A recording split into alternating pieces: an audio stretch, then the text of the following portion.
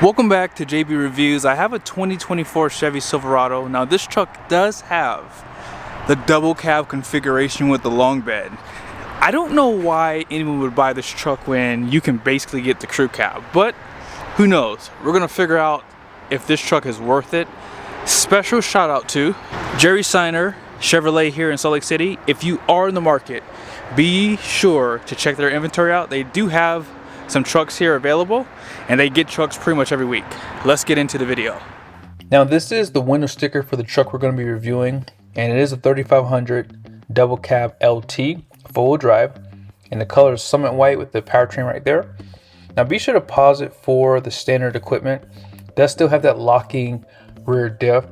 Base price is $53,600, and here are all the options. Now I will say, if I was looking at a double cab, I personally probably wouldn't add this much features because it does jump the price up pretty significantly here. But if you think about the convenience package, it does have like dual zone climate control, 10-way seat, Gooseneck, fifth wheel prep package is right there. And here's a few other things on this side. Destination comes in at $1,895 with a total price of $69,265. Now if you are looking at a double cab, there are a few packages that are not available. So if you would like the blackout or the sport edition package, you cannot get that with this double cab. You would have to go to a crew cab truck. And if you would like to have LED headlights, they're not available for this double cab. However, you do have the option to add these fog lights, which obviously were on the window sticker. The truck does have the tow hooks. There is no 360 camera on this truck. And for the most part, this truck does resemble the 2023 models. Now, off to the side, this truck does have the engine block heater plug right here. 18-inch wheels, and these are pretty similar to what you would see on an LTZ2, and they are wrapped in a Michelin tire, LT 275/70/18, and then here are the capacities right here. 3,640 pounds, 1,650 kilograms at 80 psi. Wheel well liner, independent front suspension, and these mirrors are going to be manually operated, so you have to pull it out for tow mode, like this. They still, however, give you the backup light for your trailer. Painted door handles with smart key system.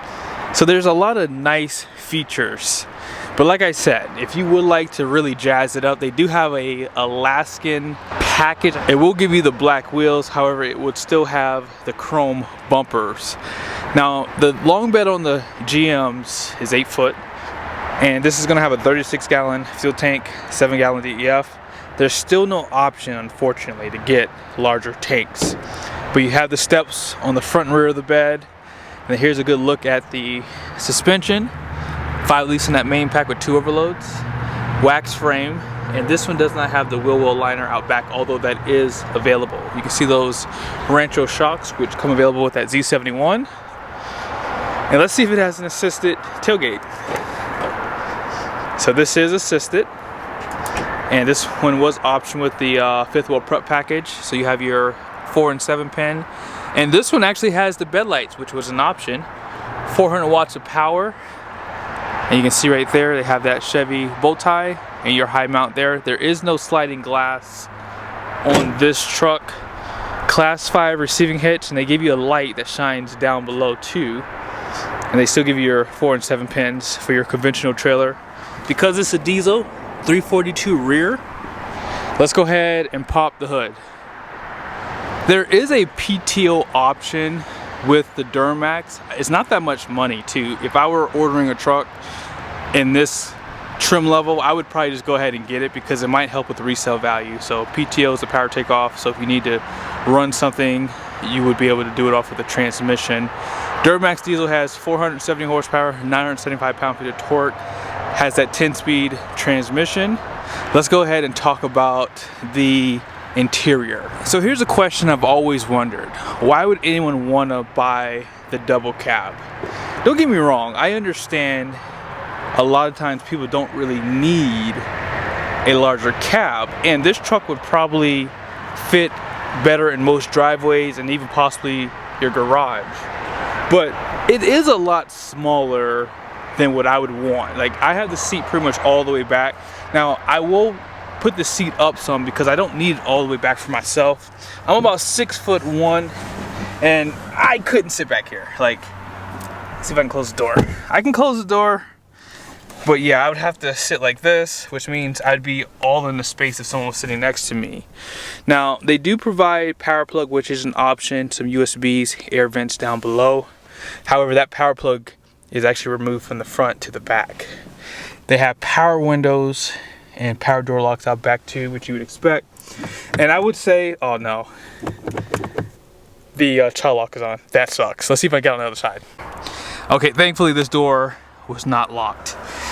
But yeah, this is definitely small. My kids right now, 10, 9 years old, they would be okay back here. But as they start to grow into teenagers, this would probably be uncomfortable for them.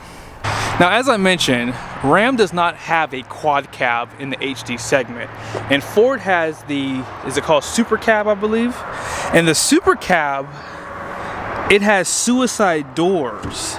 So I think that GM is the better buy in the segment if you don't need the larger cabs, because if you want to get a crew cab long bed HD from Chevy, that's going to cost you $1,800 more. So if you don't need that big of a cab, this is the way to go. And you still have power windows, power door locks for the rear. Now, as far as the interior goes, you still have the nice design here. You can get leather seats on the double cab, so that is available. And listen, when GM redid their interior, I gotta admit to you guys something. This is nice. Like, you can't really hate on GM because their interiors were lacking and they really, you know, jumped forward, you know, for 2024.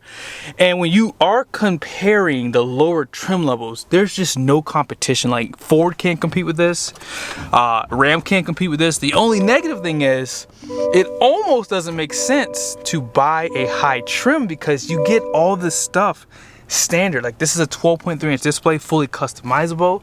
You have a 13.4-inch display. It's split screen. You have your camera views in here too for like your backup camera.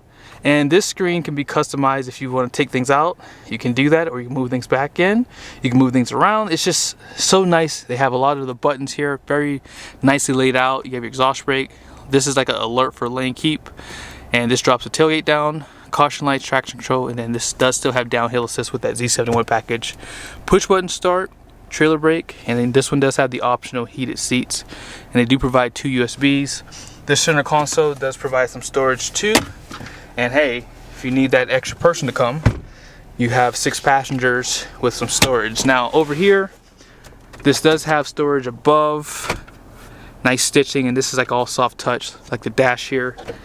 And let's see, if you would like to carry a bed camper, this has a capacity of 3,105 pounds. So yeah, this is really a nice truck. It does still have LED lights for the interior, a little bit of storage up top here. Let's go ahead and check out the payload. So here are the numbers. The gross axle weight rating is 5,600 pounds. The rear is 7,250. And here is the gross vehicle weight rating. So what's interesting is, if you get a crew cab standard bed, it's 12,100.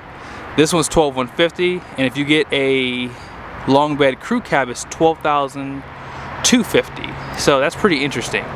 So all in, this truck does have 4,005 pounds of payload. 20,000 pound conventional towing, and 21,650 is the gooseneck. So yeah, this truck has really good capacities. Truck weighs about 8,100 pounds on the curb. And that's pretty much it. Like I said, I've never done a video on the double cab. And I think that this truck works for some people. By the way, I didn't mention the power seat on the driver's side. But I think for most, this truck doesn't make sense, because for $1,800, I think I would choose the larger cab.